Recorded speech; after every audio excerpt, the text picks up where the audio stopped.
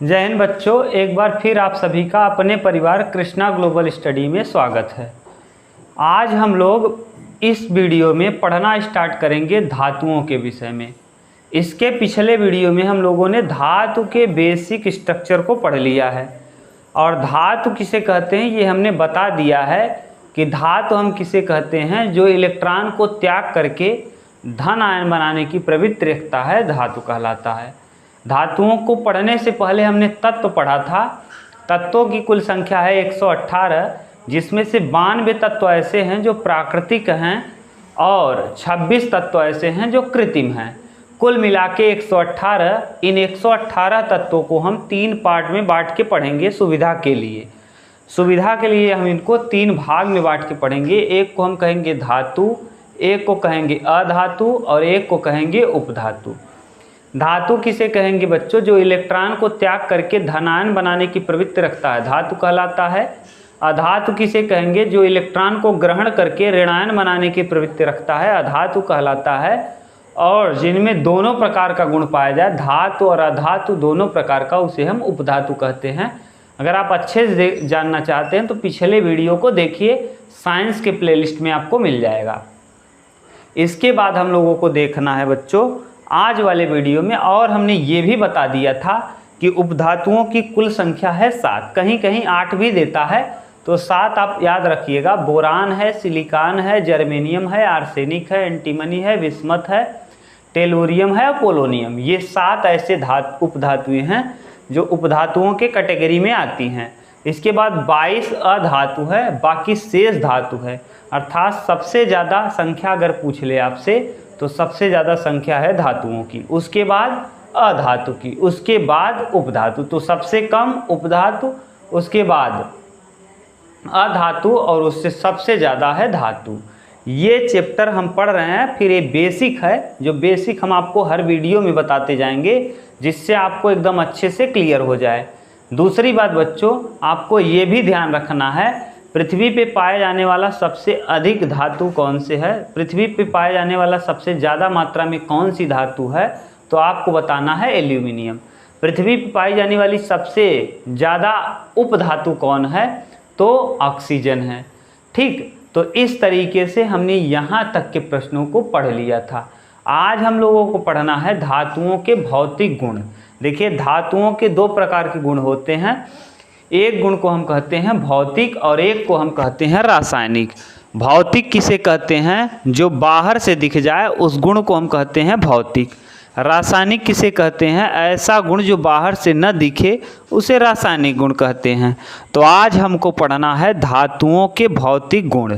देखिए, आपको तत्व के विषय में एक एक तत्व के विषय में अलग से बताएंगे जब तत्व चैप्टर पढ़ेंगे, जब हम लोग पीरियाडिक टेबल देखेंगे तो वहाँ। लेकिन अभी आप लोगों को जितना समझना है उतना हम बताते चल रहे हैं। प्लेलिस्ट में हमने अफबाऊ का नियम भी बता दिया कि किस तरीके से आप देखेंगे कि धातुएं इलेक्ट्रॉन को बाहर निकाल रही हैं कि इलेक्ट्रॉन को ग्रहण कर रही हैं। अगर आप अच्छे से देखना चाहते हैं तो प्लेलिस्ट में जाइए, वहाँ अफबाऊ का नियम मिलेगा और किस तरीके से इलेक्ट्रॉनिक विन्यास करते हैं वहाँ मिल जाएगा, और एकदम बिल्कुल नया तरीके से मिलेगा जिसको आज तक किसी ने नहीं पढ़ाया होगा। ठीक, तो अब हम लोग देखना चालू करते हैं धातुओं के भौतिक गुण। ठीक है बच्चों, तो देखिए धातुओं के भौतिक गुण में क्या क्या है।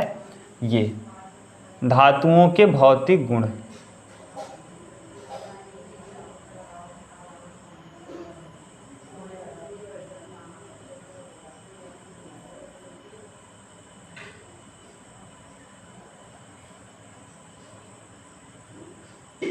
धातुओं के भौतिक गुण।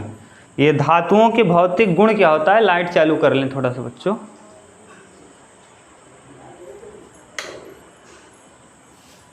ये धातुओं का भौतिक गुण क्या होता है? लाइट चालू कर दी, अब साफ दिख रहा होगा आपको। धातुओं के भौतिक गुण के अंतर्गत कई गुण आएंगे जिनको हमको ध्यान से देख लेना है। पहला गुण होता है धातुओं के भौतिक गुण में, देखिए धातुओं के भौतिक गुण का पहला गुण लिखेंगे चमक। यहाँ तक दिख रहा है? ठीक है, ये इसमें पहला गुण है धातुओं का चमक। धात्विक चमक।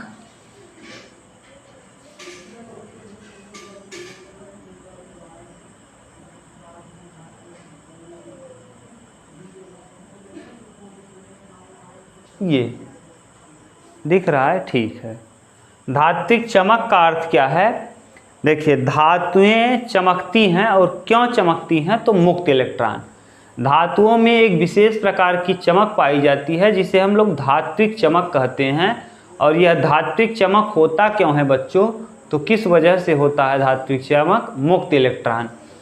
तो यहाँ धात्विक चमक क्यों होता है, धातुएं क्यों चमकती हैं, अगर कोई आपसे पूछ ले तो आप क्या बताएंगे बच्चों? मुक्त इलेक्ट्रॉन की वजह से। मुक्त इलेक्ट्रॉन। धातुओं में जो चमक पाई जाती है वो मुक्त इलेक्ट्रॉन की वजह से पाई जाती है। धातुओं के इसी गुण के कारण बच्चों, ध्यान से सुनिए, धातुओं के इसी गुण के कारण हम क्या करते हैं? धातुओं का उपयोग हम आभूषण बनाने में करते हैं और कहीं सजावट के लिए भी करते हैं। तो किस वजह से? चमक की वजह से। धातुओं में एक विशेष प्रकार की चमक पाई जाती है जिसे हम लोग धात्विक चमक कहते हैं। ये, और धात्विक चमक क्यों पाई जाती है? मुक्त इलेक्ट्रॉन की वजह से। अगर आपसे कोई प्रश्न पूछ ले कि धात्विक चमक क्यों पाई जाती है, तो आप क्या बताएंगे? कि मुक्त धातुओं में मुक्त इलेक्ट्रॉन होता है जिसकी वजह से उसमें एक विशेष प्रकार का चमक पाया जाता है जिसे हम धात्विक चमक कहते हैं। और ध्यान रखिएगा बच्चों एक चीज़, कि ये मुक्त इलेक्ट्रॉन हो गया धातुओं में, और ये धातुओं की चमक की वजह से ही हम इसका आभूषण बनाने में प्रयोग करते हैं। आभूषण। और इन आभूषणों में कौन कौन आ जाएगा? जैसे सोने का हो जाएगा। कौन कौन सी महत्वपूर्ण धातुएं हैं? जैसे सोना हो गया, चांदी हो गया, प्लेटिनम हो गया। ये ऐसी धातुएं हैं जो महंगी हैं, और प्लेटिनम, और ये चमक भी होती हैं। अब आप ध्यान से सुनिए, ये आप अपने जीवन में भी देखते होंगे। जो आदमी फ्री है, यानी मुक्त इलेक्ट्रॉन या फ्री इलेक्ट्रॉन, इसी को हम लोग कह सकते हैं फ्री इलेक्ट्रॉन। अंग्रेजी में अगर कहना हुआ तो फ्री इलेक्ट्रॉन। अब ये देखिए, कोई भी व्यक्ति है अगर फ्री है, स्वतंत्र है, तो वह ज़्यादा से चक्कर पकड़ करेगा, ज़्यादा उसके अंदर चमक रहेगी। क्यों? क्योंकि उसके ऊपर कोई टेंशन नहीं है। लेकिन जो व्यक्ति फ्री नहीं है, जिम्मेदारियों से बंधा है, तो उसके ऊपर आपको जिम्मेदारी दिखेगी, उसके पास चमक कम दिखेगा। तो ये है मुक्त इलेक्ट्रॉन की वजह से। और आपको याद करके रखना है, इसके अपवाद दो हैं। देखिए, अपवाद को आपको इतना अच्छे से याद करके रखना है बच्चों, क्योंकि अपवाद से ही प्रश्न बनता है। तो ऐसे कौन सी धातुएं हैं जो ऐसी कौन सी अधातु है जो अधातु होते हुए भी चमक पाई जाती है? तो एक होता है बच्चों आयोडीन। आयोडीन एक अधातु है, फिर भी इसमें क्या पाया जाता है? आयोडीन। और एक है आयोडीन के साथ ग्रेफाइट। ग्रेफाइट पेंसिल में पाया जाता है। पेंसिल में जो लगा होता है काले रंग का, उसी को हम कहते हैं ग्रेफाइट। आयोडीन यानी नमक जो होता है, नमक को आपने देखा होगा, ये दोनों की दोनों क्या हैं? अधातु हैं। अधातु, और फिर भी इसमें क्या पाया जाता है? चमक। तो आपसे प्रश्न पूछेगा कि ग्रेफाइट तथा आयोडीन क्या है, धातु है कि अधातु? तो आप अगर दिमाग से नहीं पढ़े होंगे तो आप सोचेंगे कि आयोडीन और ग्रेफाइट दोनों में चमक पाया जाता है, इसलिए क्या है? धातु। नहीं, ये गलत है। ये दोनों के दोनों, आयोडीन और ग्रेफाइट दोनों अधातु के अंतर्गत आते हैं। ग्रेफाइट भी अधातु है और आयोडीन भी। ये तो हुआ धात्विक चमक। दूसरा होता है बच्चों धातुओं में विद्युत एवं ऊष्मा का सुचालक। जो धातुएं होती हैं बच्चों, वो विद्युत और ऊष्मा दोनों की क्या होती हैं? सुचालक। विद्युत एवं ऊष्मा, विद्युत एवं ऊष्मा की क्या? सुचालक होती हैं, यानी सुचालक। यहाँ सुचालक लिख दे रहे हैं, यानी धातुओं से होकर के विद्युत भी जाता है और ऊष्मा भी। ठीक, धातुओं में विद्युत भी जा सकता है और ऊष्मा भी जा सकता है। यही कारण है कि आप देखते होंगे बच्चों, हम लोग जो भी तार का प्रयोग करते हैं, इलेक्ट्रिक तार का, वे सब की सब धातुएं हैं। क्यों? जैसे एल्यूमिनियम का तार है जो लगा हुआ ट्रांसफार्मर केबल में है, सब एल्यूमिनियम है, यानी वो विद्युत का सुचालक है। ऊष्मा का भी सुचालक है। ऊष्मा माने आप देखते होंगे, लोहा अगर यहाँ लगा दिया जाए तो लोहे का तावा है अगर, या फिर कुछ भी सिल्वर का तावा है, एज माने, या फिर कापर का तावा है, तो उसको गर्म करते हैं रोटी बनाने के लिए, तो गर्म हो जाता है। यही कारण है कि विद्युत का सुचालक एवं ऊष्मा के सुचालकता की वजह से ही हम क्या करते हैं, इसको उपयोग करते हैं। ये इसीलिए हमने कहा कि धातुएं जो हैं वो विद्युत की क्या है, सुचालक होती हैं। एक चीज़ और ध्यान रखिएगा, ये विद्युत की सुचालक धातुओं के ऊपर हम हत्था लगा देते हैं, जैसे वो काम माने जले नहीं। आप देखे होंगे बैकेलाइट का हत्था काले रंग का, जिसे पीवीसी भी कहा जाता है, पीवीसी, ऐसे पकड़ के कुकर में लगा होता है। ये होता है धातुओं के सुचालकता की वजह से ही विद्युत और सुचालक, क्योंकि ऊष्मा अगर उसमें गर्म करेंगे तो ऊष्मा धीरे धीरे हत्थे तक आ जाएगा, और हत्था अगर वैसे पकड़ लेंगे आप बिना किसी हत्थे का, जो सुचालक नहीं है, तो आपको जल जाएंगे। इसीलिए हत्थे पे लगा दिया जाता है लकड़ी, तावे में आजकल लकड़ी लगा दिया जाता है, तो ये विद्युत के सुचालक और ऊष्मा के सुचालक की वजह से। लेकिन कुछ धातुएं ऐसी भी हैं जो विद्युत की सुचालक और कुचालक नहीं होती हैं। जैसे आपको पता है बच्चों, इसमें से महत्वपूर्ण है, जैसे मरकरी है और पीबी लेड है, यानी Hg मरकरी, Hg यानी मरकरी और लेड, मरकरी और लेड, पीबी, मरकरी और लेड यानी पीबी। देखिए, मरकरी को हम लोग पारा कहते हैं, पारा। पारा में कोई चमक तो होता है पारा में, लेकिन इसमें से विद्युत का सुचालन नहीं होता है, ऊष्मा का सुचालन होता है बच्चों, विद्युत का सुचालन नहीं होता। यानी पारा एक ऐसी धातु है जो द्रव अवस्था में। यहाँ पारा के विषय में आपको एक चीज़ और ध्यान करके रखना है कि पारा एक ऐसी धातु है जो किस में पाई जाती है, द्रव अवस्था में, द्रव अवस्था में, लेकिन ये विद्युत का सुचालक नहीं होती है। ऐसे ही लेड भी विद्युत का सुचालक नहीं होता, ये विद्युत का सुचालक नहीं। तो सभी धातुएं विद्युत की सुचालक होती हैं, लेकिन मरकरी और लेड ये विद्युत की सुचालक नहीं होती हैं। और ये अब विद्युत के बाद अब हम लोग देखते हैं आघात वर्धनीयता। आघात वर्धनीयता किसे कहते हैं, ये भी आप समझ लीजिए। आघात वर्धनीयता, आघात वर्धनीयता,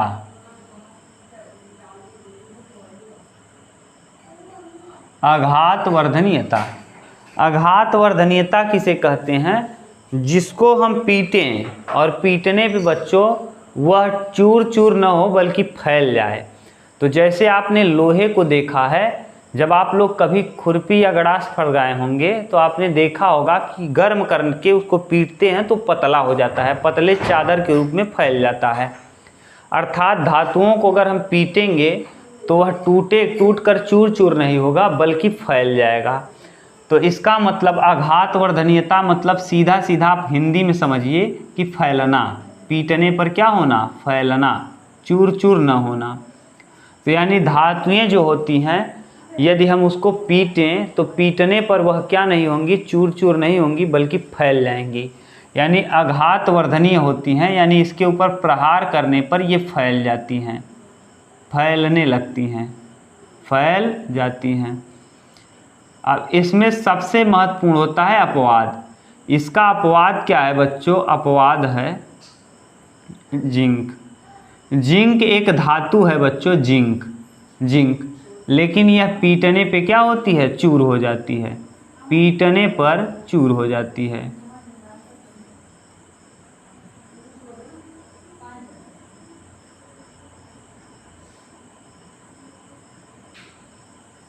ठीक। तो आपसे पूछेगा ऐसी कौन सी धातु है जिसको पीटने पर फैलता नहीं बल्कि चूर हो जाता है, तो आप बताएंगे जिंक। जिंक एक ऐसी धातु है जिसको अगर हम पीटें तो पीटने पर ये क्या नहीं होगा, फैलेगा नहीं बल्कि चूर हो जाएगा। इसी के साथ साथ एक और भी धातु है जिसको हम लोग क्या कहते हैं, Hg, मरकरी यानी पारा। ये भी पीटने पे फैलेगा नहीं बल्कि चूर हो जाएगा या छितरा जाएगा। आपने डॉक्टर का आला देखा होगा जिससे टेम्परेचर मापते हैं, कांच में रहता है। जब बुखार मापते हैं तो टेम्परेचर रहता है तो ऊपर चढ़ने लगता है, तो वही है पारा। और उसको अगर आप देखें तो द्रव अवस्था में है, उसका यानी पीटेंगे तो फैलेगा नहीं बच्चों, वो द्रव है तो द्रव फैल जाएगा। यानी अगर किसी पानी के ऊपर आप हथौड़े से मारिए या हाथ से ही मारिए तो पानी क्या हो जाएगा, चारों ओर छिटक जाएगा यानी छितरा जाएगा। तो इसी प्रकार Hg और जिंक को हम पीटेंगे तो ये फैलेंगे नहीं बल्कि बच्चों चूर हो जाएंगे। ठीक। आघातवर्धनीयता के बाद क्या है, तन्यता। देखिए अगला टॉपिक है तन्यता, यहीं से देख लेते हैं हम लोग तन्यता।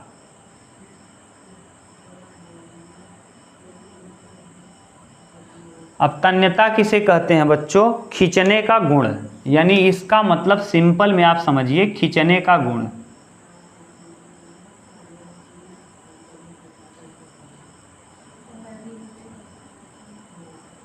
यानी हम किसी चीज को कितना तान सकते हैं, खींच सकते हैं, वही कहलाता है खींचने का गुण। अब आप कहेंगे कैसे हम इसको तान सकते हैं, नहीं, ध्यान, गर्म करने पर खींचेंगे तो खींच जाएगा। यानी इसमें महत्वपूर्ण सबसे होता है बच्चों सोना। 1 ग्राम सोने से, याद करके रखना है ये महत्वपूर्ण है, 1 ग्राम सोने से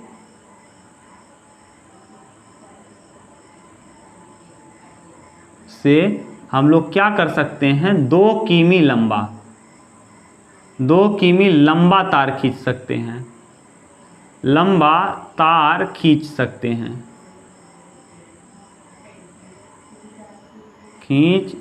हैं, यानी आपको पता है कि अगर हम क्या करें, 1 ग्राम सोना ले लें और उसको गला के पतला 0.008 मिमी, यानी कितना, 0.0008 मिमी का बना दें, तो ऐसी स्थिति में वह 2 किलोमीटर दूरी तक खींचा जा सकता है। यह है तन्यता का गुण। इतना आप स्क्रीनशॉट ले लीजिए, तब हम लोग और पढ़ते हैं धातुओं का और भी गुण है, उन गुणों को पढ़ लेते हैं। इतना स्क्रीनशॉट लीजिए बच्चों। तब यहीं एक चीज़ और भी ध्यान दे लीजिए कि ये जरूरी नहीं है कि सब धातुएं खींचे ही। जैसे अगर जिंक आ जाए और पारा आ जाए, अपवाद में अगर लिखना हो, अपवाद में, तो जिंक बच्चों अगर हम खींचेंगे तो ये जिंक खींचेगा नहीं, यानी जिंक और पारा ये खींचता नहीं है, यानी इन दोनों को हम खींच नहीं सकते हैं, ये अपवाद है।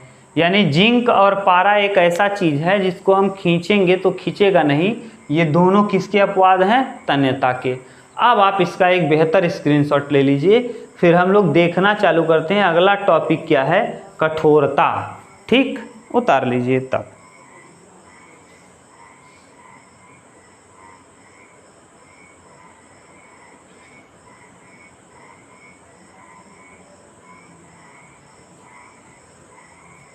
चलिए स्क्रीनशॉट आप ले लिए होंगे। अब हम इसका अगला देखते हैं गुण क्या, यहीं से।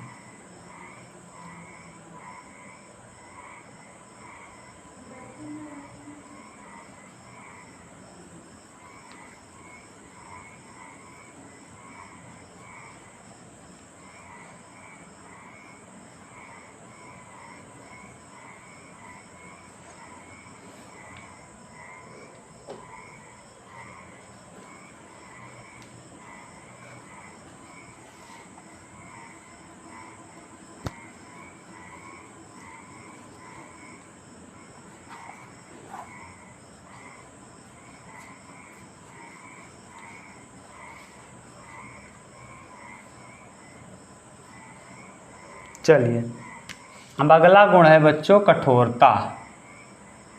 ठीक, इसको हम लोग और पढ़ लेते हैं, 2-3 चीज़ें और बची हैं, उसको देख लेते हैं, फिर ये टॉपिक हो जाएगा फिनिश आपका। ठीक। अब अगला टॉपिक है कठोरता। तो कठोरता क्या होता है इसको समझ लेते हैं हम लोग। कठोरता, धातुओं में एक और गुण पाया जाता है बच्चों कि धातुएं कठोर होती हैं। धातुएं अक्सर कठोर होती हैं, लेकिन अपवाद आपको याद करके रखना है। सभी धातुएं कठोर हों ये जरूरी नहीं है, यानी धातुएं क्या होती हैं, कठोर होती हैं, लेकिन ये जरूरी नहीं है कि सभी धातु क्या हो, कठोर हो। इसका अपवाद ही महत्वपूर्ण होता है।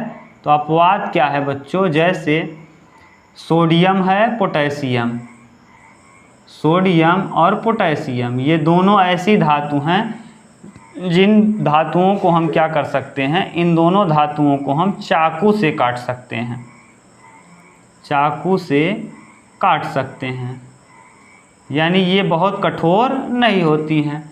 ये होता है कठोरता। ये अपवाद है दोनों कि सोडियम और पोटेशियम ये ऐसी धातुएं हैं, ये दोनों धातु हैं और ये कठोर नहीं होती, बल्कि इनको हम चाकू से काट सकते हैं। और यहीं आपको ध्यान भी रखना है कि सोडियम और पोटेशियम दोनों को हम मिट्टी के तेल यानी केरोसिन में रखते हैं। सोडियम और पोटेशियम को कहाँ रखा जाता है बच्चों, इन दोनों को हम रखते हैं मिट्टी के तेल, यानी इसको और इसको हम कहाँ रखते हैं, मिट्टी के तेल यानी केरोसिन में, मिट्टी का तेल, मिट्टी के तेल में, यानी मिट्टी के तेल में इसको रखते हैं। ये हो गया बच्चों, आपको पता चल गया कि धातु क्या है, धातु की कठोरता क्या है। अब हम लोग धातु की कठोरता के बाद अगला टॉपिक देखते हैं बच्चों। दिया गया है तन्यता के बाद कठोर गलनांक। अब गलनांक क्या है इसे हम लोग ठीक से समझ लेते हैं। गलनांक,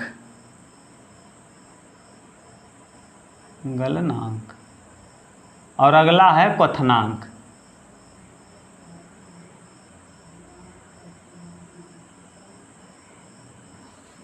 देखिए गलनांक बहुत ध्यान से समझ लीजिए। गलनांक किसे कहते हैं, ठोस से द्रव में बदलना। यदि कोई चीज़ ठोस से किस में बदल जाए, द्रव में बदल जाए, तो उसी को हम कहते हैं गलनांक। किसी चीज़ का ठोस से द्रव में बदल जाना ही कहलाता है गलनांक। और क्वथनांक किसे कहते हैं, किसी द्रव का गैस में बदल जाना क्या कहलाता है, द्रव का गैस में बदल जाना गलनांक कहलाता है, क्वथनांक कहलाता, सॉरी बच्चों, क्वथनांक कहलाता है। अब आपको अच्छे से समझ में आया होगा कि गलनांक हम किसे कहते हैं और क्वथनांक हम किसे कहते हैं। गलनांक का मतलब होता है किसी चीज़ का, देखिए अब आपसे कोई पूछे गलनांक किसे कहते हैं, तो ठोस का द्रव में बदल जाना गलनांक कहलाता है। और क्वथनांक किसे कहते हैं, द्रव का गैस में बदल जाना क्वथनांक कहलाता है। ये धातुएं जो होती हैं उनका गलनांक और क्वथनांक दोनों का दोनों उच्च होता है, यानी गलनांक भी और क्वथनांक भी दोनों उच्च होता है, उच्च होता है, उच्च होता है। तो किसका उच्च होता है, धातुओं का गलनांक और क्वथनांक दोनों उच्च होता है, लेकिन अपवाद आपको याद रखना है। इसके अपवाद हैं बच्चों, इसका अपवाद क्या है, अपवाद गलनांक और क्वथनांक ऐसे कौन कौन हैं जिनका उच्च नहीं बल्कि निम्न होता है, ये दिया है।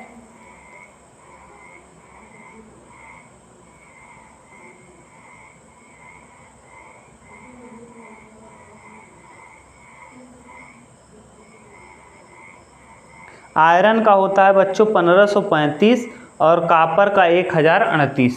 आयरन एक धातु, अपवाद में भी छोड़िए, पहले और देख लीजिए। आयरन है 1535, यानी जो लोहा होता है ये 1535 डिग्री सेंटीग्रेड गर्म करेंगे तो ये पिघल जाएगा। अगला एक आयरन के बाद और भी दिया है। आयरन के बाद क्या है, कापर, जिसका गलनांक 1038 है। कापर का गलनांक कितना होता है, कापर का गलनांक होता है 1038 डिग्री। ये तो देखिए धातुओं का गलनांक बहुत उच्च होता है, ये दोनों उच्च गलनांक वाले हैं, लेकिन इसका अपवाद भी है और अपवाद ही आपको याद करके रखना है। अपवाद में आ जाएगा सोडियम, पोटेशियम, सोडियम और पोटेशियम। ये सोडियम भी एक धातु है और पोटेशियम भी एक धातु है। सोडियम का गलनांक बच्चों होता है, सोडियम का गलनांक होता है 98 और पोटेशियम का 64। इसका 98 डिग्री सेंटीग्रेड और इसका 64 डिग्री सेंटीग्रेड। ये है, ये देखिए बहुत ज़्यादा नहीं है, इससे ज़्यादा पे कौन गलने लगता है, उबलने लगता है पानी। तो ये आपको पता चल गया कि गलनांक किसे कहते हैं। ठोस का द्रव में बदल जाना गलनांक कहलाता है और द्रव का गैस में बदल जाना क्वथनांक कहलाता है। अब आपको क्लियर हुआ होगा कि गलनांक किसे कहते हैं, क्वथनांक किसे कहते हैं। तो किसी ठोस का डायरेक्ट द्रव में बदल जाना, ठोस से का द्रव में बदलना गलनांक कहलाता है और द्रव का गैस में बदल जाना यानी वाष्प में बदल जाना क्या कहलाता है, क्वथनांक। गैस लिख दीजिए या इसी को लिख दीजिए, वाष्प में बदल जाना क्या कहलाता है बच्चों, कहलाता है क्वथनांक। ये तो हुआ धातुओं का क्या, गलनांक और क्वथनांक। अगला टॉपिक है यहीं में धातुओं का भंगुरता और धातुओं में ध्वनि। भंगुरता, ध्वनि और विलेयता। भंगुरता, ध्वनि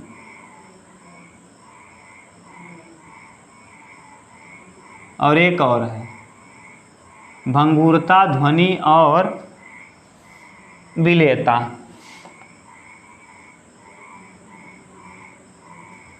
ये 3 टॉपिक और है। भंगुरता माने चूर चूर होना।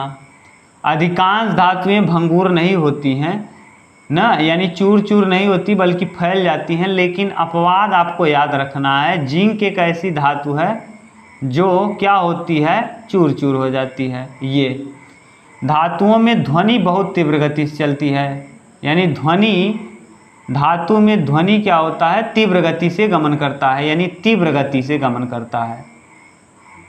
ये तो धातुओं में ध्वनि बहुत तेजी से चलता है। यही कारण है कि रेलवे की पटरी पे आप लोग सुनते होंगे कि आदमी कान लगा के सुनते हैं। किसी पिक्चर में आपने देखा भी होगा कि रेलगाड़ी आ रही है कि नहीं आ रही है। हीरो जब हीरोइन को लेके भागना रहता है तो ऐसी स्थिति में रेलवे पटरी के पास वह झुक करके वहाँ कान लगा के देखता है कि कौन आ रहा है ट्रेन कि नहीं आ रहा। वहाँ से पता चल जाता है, क्योंकि तीव्र ध्वनि जो है वो बहुत तीव्र गति से चलती है, किस में, धातुओं में। ठीक, यही कारण है बच्चों कि आप लोगों के यहाँ जहाँ आप पढ़ते होंगे वहाँ किसी न किसी लोहे का बना होगा घंटी, उसी घंटी में चपरासी के द्वारा क्या किया जाता होगा, पीटा जाता होगा, जिससे घंटी दूर तक सुनाई देती होगी और बच्चे रेसस के बाद आ जाते होंगे क्लास में। तो यही है, धातुओं में ध्वनि बहुत तीव्र गति से उत्पन्न होती है। इसीलिए जितने भी वाद्य यंत्र होते हैं वहाँ हम लोग किसका प्रयोग करते हैं, धातुओं का। और घंटी बजाने के लिए स्कूलों में हम किसका प्रयोग करते हैं, धातुओं का।